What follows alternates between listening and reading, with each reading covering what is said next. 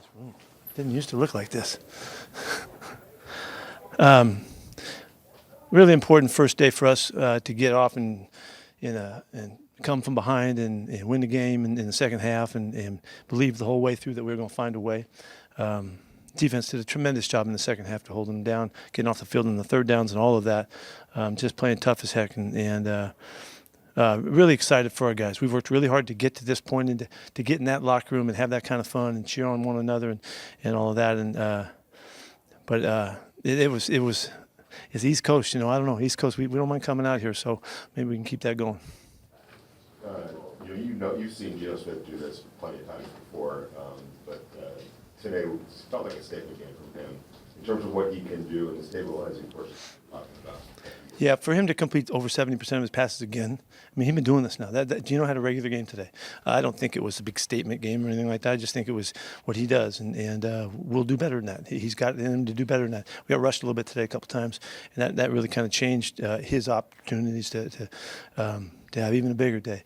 But the fact that we had so many big plays, somebody said that we had 9 plays over 20, like it's tied a record or something. I can't believe that now. I can't believe with all the guys we've had in the years here, the Raiders, we didn't have more than that. But it was still a big day for us, and he did a great job. Toward the end of the first half, the offense had kind of hit a low there. Had a few punts after interception, but it seemed like coming out of the third quarter, Geno in particular, still maintained that level of confidence. What goes into that for a player, being able to, have some moments and then shake it off and get back to it? He's a star player in the NFL. He's been doing this for a long time. That was a normal response by him to just not worry about it. We took a couple sacks on pressures that we didn't need to take. I wish we would have got rid of the football instead of getting hit. But other than that, and there was a couple penalties in there, I think it felt like that made a difference. And we were in second and 20s or something like that, at first and 20, really hard to play from there. But other than that, shoot, I thought we were fine. I wish we'd have run the ball better. They did a nice job up front against us. We didn't get much going, but we stayed with it enough to give us the play passes that we needed to throw the football around. So Jacoby had a terrific game, running after the catch and and getting pounded and then making more yards. I thought that was special. Trey's touchdown was perfect with the protection. They picked it up versus the pressure, and we hit a touchdown pass. So a lot of good things happened across the board, and we're really happy about it. You guys lost Landon, but it seemed like the linebackers, the communication stayed true, and they stayed with it even with the loss. Yeah, he sprained his elbow, and we'll see what that all means. He's tough as nails, and if he can come back, he will. But those guys have been rolling a lot. John Glenn has been moving those guys through so that we have fresh callers and guys that can communicate really well. So that wasn't that far off for us to deal with that properly. Tommy got a little playing time in there, which was great. But I thought the whole group played really well. What's your level of concern with Brock Bowers in the injury? They're looking at his knee, and he wanted to go back in, and they wouldn't let him go back in. They thought, let's watch the game and see how it goes. We didn't have to do that. So, but he's an incredible player. So yeah, we need to have him. How did you guys? Can't even get a question in. Oh, jeez, man. How did you guys game plan for Drake May, and how do you think you guys stuck to that game plan? Well, this first game, you really don't know what you're getting. And we saw them in preseason, and they saw us in preseason. We didn't motion one snap in preseason this year, so we were moving a lot today, if you noticed. And so they likewise, they did things that they hadn't done. We, in this first game and even the second game and the third game, these are all games they're a little bit loose on what you're planning for, because teams can change and they haven't really showed their hands. Some of the clubs that have been together for a long time is a little bit different, but the new teams, brand new team, we didn't know what they were going to do. And Josh had a lot of good calls in there and a lot of good stuff that he did against us.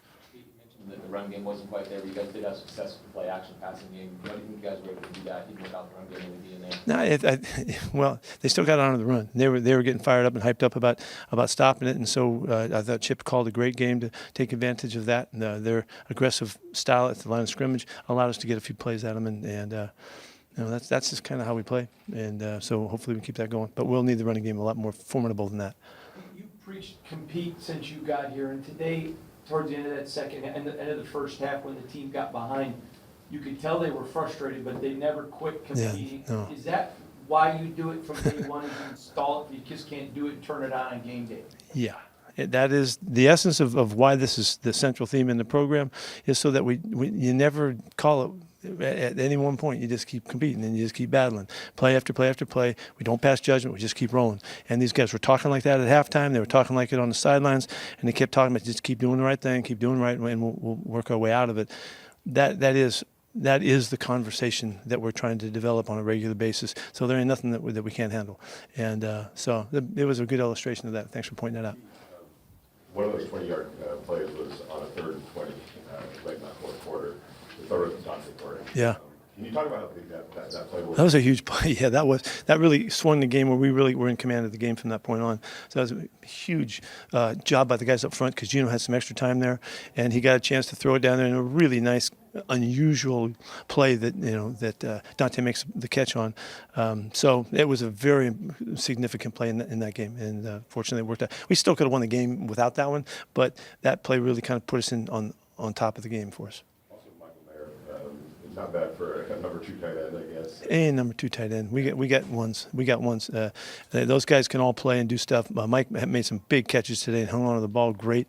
Unfortunately, we had one friggin' ball tipped today and they get a pick on it. But we played with the ball in our hands really securely all day long, which is what we've been doing everything in our power to own once we get to these games. I was really proud of that today.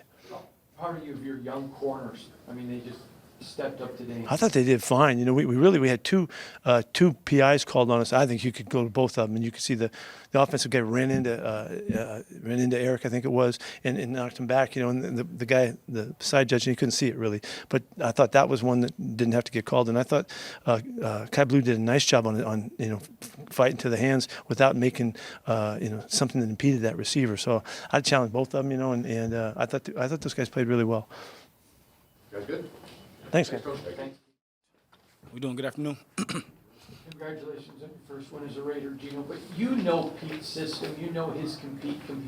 But in the end of the first half, when they were ahead and things were not going well, your teammates, there was nobody hanging their heads. You could see it. They're just hanging in there. How proud are you of your teammates that they bought in to Pete's compete? Yeah, I'm extremely proud of the guys. First of all, it's always a blessing to get a win in the NFL. And yeah, I mean, the Patriots, they have a good team. This is the NFL. There's going to be ups and downs, ebbs and flows throughout the game. But I think the message that Coach sends us is that, you got to stay even keel. And you got to, never pass judgment, right? You got a 4-quarter game, you got to go play. And so I thought we did a really good job at, coming back in the second half, into the locker room, regrouping, and then executing in the second half. You've been involved with him in these East Coast games, and his record's ridiculously good. Why do you think that is? Yeah, I think Coach has really a great way of going about it. The 2-day trips, just all the things that we do. It really works, and you can see it. And obviously, the guys have got to go out there and execute, and it's got to be right. But Coach has a style about him. He has a way about him. He understands exactly what he wants, and the message is clear. And so when we get out here, we know what we're doing. Business trip, we take 2-day trips, study, and then get out on the field and get it done. It's 3rd and 20, late in the fourth quarter, and you find Dante on that long first down throw. What's going through your mind on that play? Was that the play that was called, or it was something that you guys saw? Yeah, we obviously in those situations, man, game on the line. I love the ball in my hands. That's what I live for, man. That's what I play this game for. And we were running a lot of plays, a lot of in cuts, and I felt like we could have taken advantage of some things earlier, but I feel like that was the perfect timing for it. And so Dante made a great play, ran a great route. The protection held up. They went cover 0.